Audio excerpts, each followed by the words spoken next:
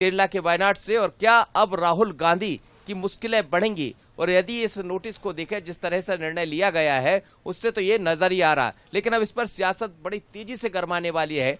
Bharatiya Janata party जरूर इसको कहेगी कि आखिरकार वही हुआ जो होना चाहिए था, लेकिन कांग्रेस की बड़ी बैठक में शाम 6 बजे एक अलग तरह की बड़ी बैठक बुलाई गई थी। उस बैठक में अब यही मुद्दा बनने वाला। थोड़ी देर पहले खड़गे भी जब जेपीसी की मांग को लेकर बात कर रहे थे, उन्होंने भी कहा था कि हम लड़ते रहेंगे। बिल्कुल मनोज जी, लेकिन समझना चाहेंगे आपसे, क्योंकि देखिए सदस्यता उनकी रद्द हो गई है, और उससे पहले जैसे कि हमने खबर भी दिखाई थी कि आज शाम को 5 बजे एक बड़ी बैठक कांग्रेस करने जा रही है। लेकिन इस मामले में हमें आगे और क्या कुछ अभी देखने को मिल सकता है, जरा हमारे दर्शकों को समझाइए सर, प्रक्रिया क्या रहती है सदस्यता खत्म होने की?